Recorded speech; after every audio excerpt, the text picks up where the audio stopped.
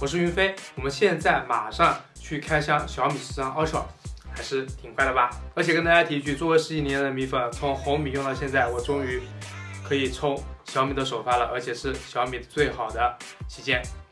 现在我们又是第一时间来看一下今天刚刚才发布的小米13 Ultra， 这台是黑色，哇，这个手感真的挺有相机的这种感觉的。讲真的，真的比这个宣传视频要好看。看一下这回他送的是啥？一张这个卡，然后终于不是这个皮套了，更有质感一点的，还可以，不错，挺有感觉的。不过说实话有点软，而且我感觉如果是真摔了的话，它应该起不到特别好的保护作用，因为它整体是很薄的，整体也很轻。好，看一下，标配90瓦的充电头， USB 接口的，线一如既往，这就不看了。啊，这个材质还是可以的啊。好，还有一台，这个是绿色。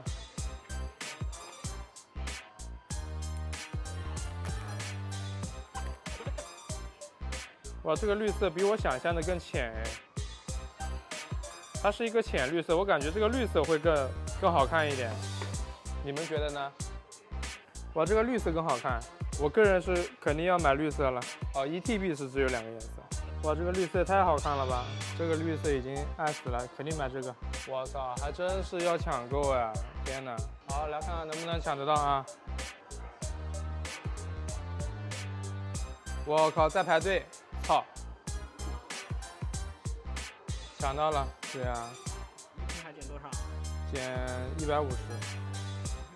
我操！抢到了，抢到了！他说结算异常。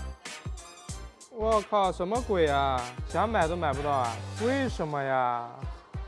我靠，都没货。你抢到了吗？顿时间做视频的心情都没有了。哎。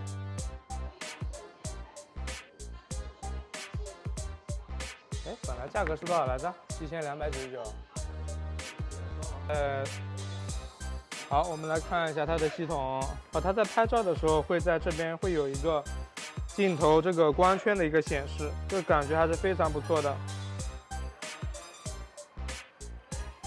我买的就是这个颜色的。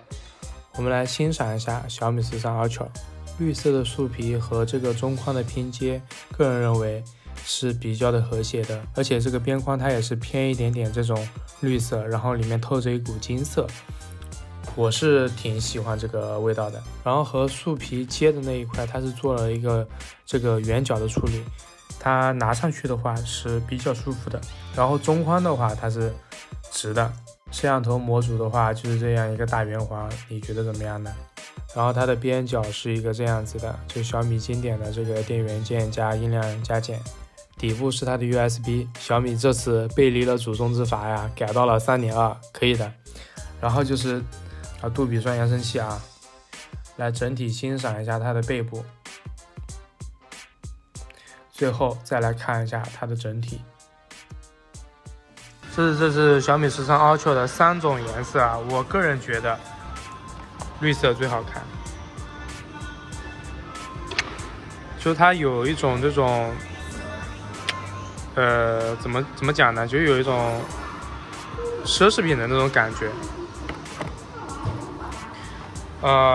黑色的话就和之前的小米12 S Ultra 一样。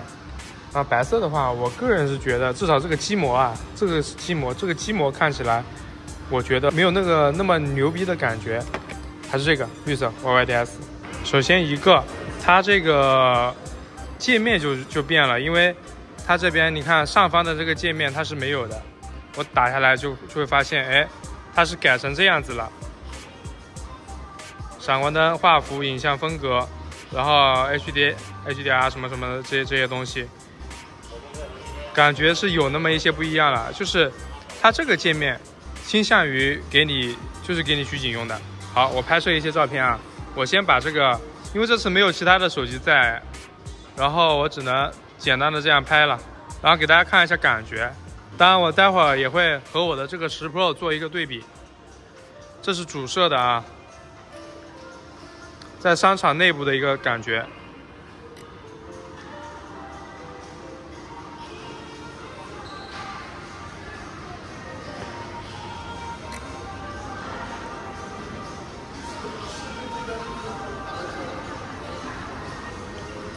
然后拍一下人家的实物，用2倍。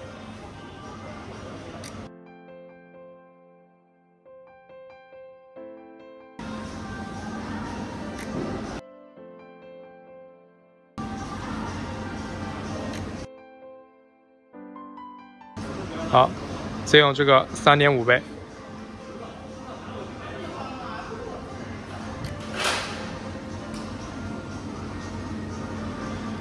个人觉得这个3.5倍还是有那么一点点微距，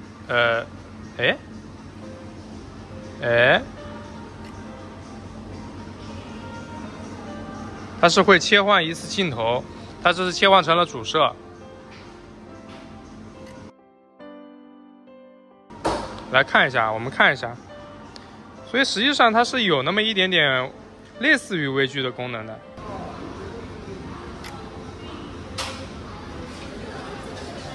好，我个人觉得这个画质真的是非常的好啊。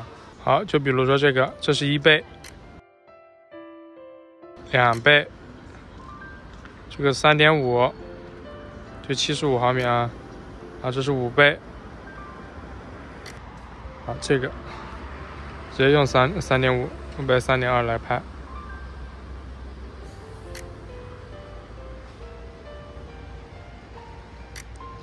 我觉得这就非常离谱啊！这么远，你看这么远的一个距离，它拍摄的这个照片，它这个质量我觉得是非常 OK 的啊。然后现在我再来给大家对比它和10 Pro 的一个差距啊。虽然咱们都知道它肯定是碾压的，但是还是要有一个比较，对吧？所以我还是拿我的10 Pro 来作为一个对比。好，说句实话，在夜景这方面，我是没有想到，其实差距并没有我想的那么大。当然，13 Ultra 它这个整体的表现肯定是比10 Pro 要好上很多的，这在细节上面是可以看得出来。还有一个点就是在颜色上面，特别是在高光抑制方面，它会比10 Pro 会好上很多。还有一个就是噪点，毕竟这个光圈增大那么多嘛，然后细节上面，特别是这张凳子的，这个就区别就太大了啊。还有一个就是整体的对比度上面，13 Ultra肯定是会比10 Pro 要好特别多的。因为时间的问题啊，咱们这个视频的录制就搞不定了。但是有一个就是真的是特别稳定，就很稳定，我这样随便走，一点问题都没有。这就是我今天对于小米13 Ultra 的一个快速的开箱以及拍照的一个体验然后详细的话会等我自己买的那个13 Ultra 来了之后再给大家做详细的测评，大家记得关注一下，记得点赞。